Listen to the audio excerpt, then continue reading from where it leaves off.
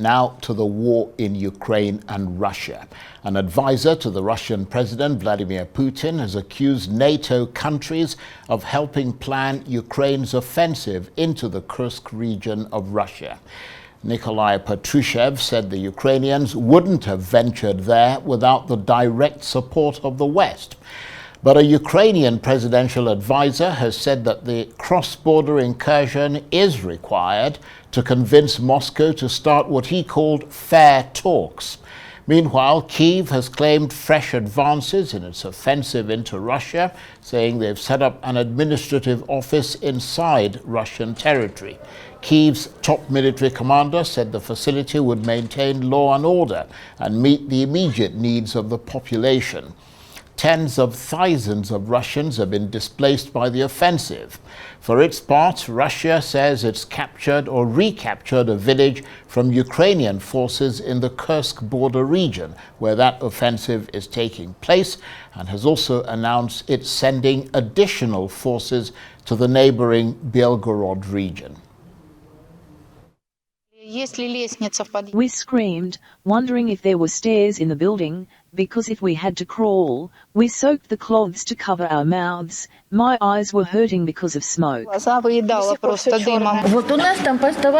We still have houses there. Some of them burned down. Some of them are still standing. We can't go there. We came here only with what we were wearing. The main goal of the state of emergency is to introduce additional security measures and additional support measures for those who have suffered. We hope that our plan will be implemented. Well, to make sense of it all, let's cross live to London and speak with Arise European Affairs analyst, Dr. Marek Laskiewicz. Good to see you, Dr. Laskiewicz. And the Ukrainians have been explaining the objective of this extraordinary offensive into Russian territory, saying that it's part of Ukraine's overall defense strategy, which is to drive the Russians from their territory. What's your reaction to that attempt to explain the tactical objectives of this offensive? Well, it's no real actual explanation at all, in the sense it sheds no further light. What they said previously was more illuminating. At one point, they were talking about it being a buffer region to prevent Russia hurling or sending missiles against their territory. But of course, this can't be true because the Russians got other places to send their missiles into Ukraine. They've also stated it's a tactic to get the Russians to the negotiating table. Well, that can't be the case either, because the Russians have no need to go to the negotiating table just because they've lost 1,000 square kilometers of territory. And therefore, what they're saying now is that it's simply part of their strategy without further elaboration, means that we're actually no closer to understanding quite what their objectives in the long term will be. They've made it quite clear they intend to hang on to this territory because they've appointed a governor to rule over it. However, it's a long, long way from the fact that Russia has accepted this situation. There is very worrying that the Russians are sending troops into neighboring Belgorod. Yes, it's very interesting. But the Ukrainians are saying that in terms of the tactical benefits that are emerging from this incursion, that they can see the reduction in the intensity of Russian fire along the front line, which they say is an indication that at least part of their strategic objective is being achieved. What's your assessment of that? Well, I would actually think that's not the most important point. Please note that in the war further south, Russia's now making advances, which is very bad news. I would suggest the coverage of the whole Donetsk area is as important.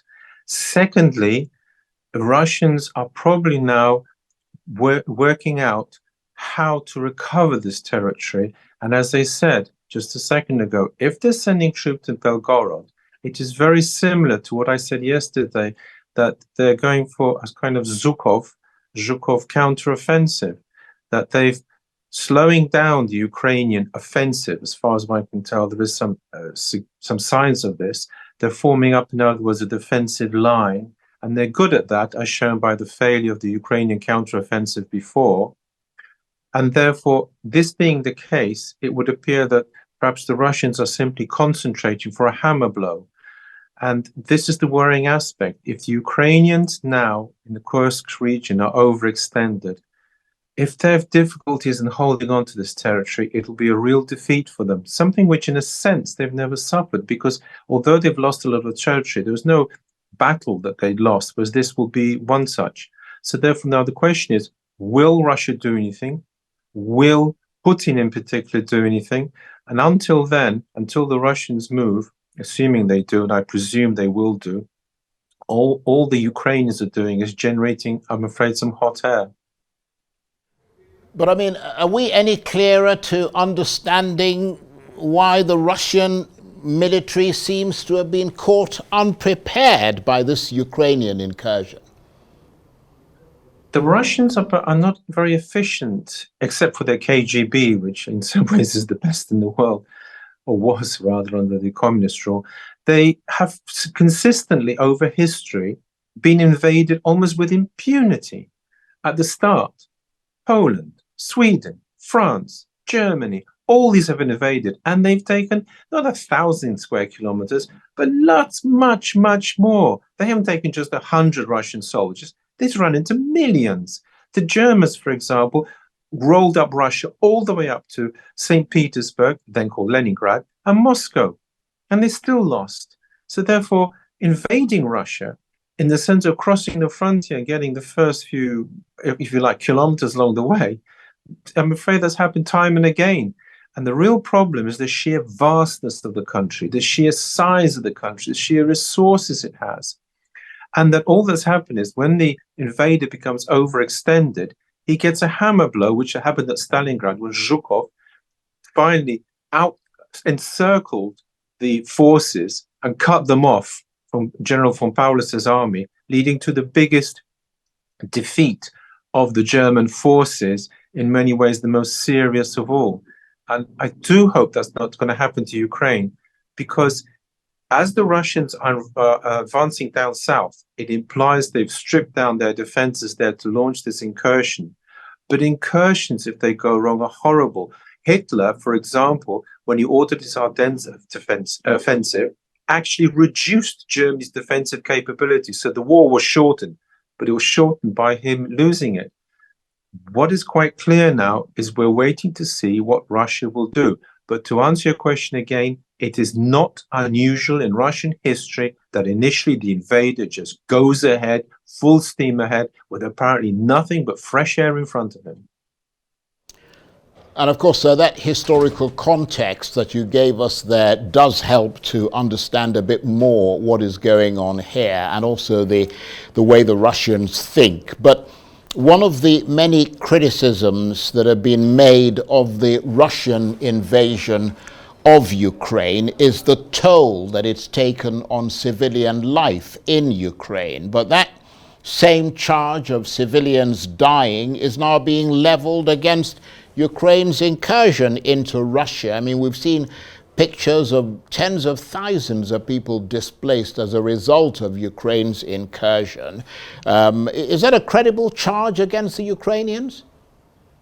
Well, I'm afraid credible has to be taken in two ways.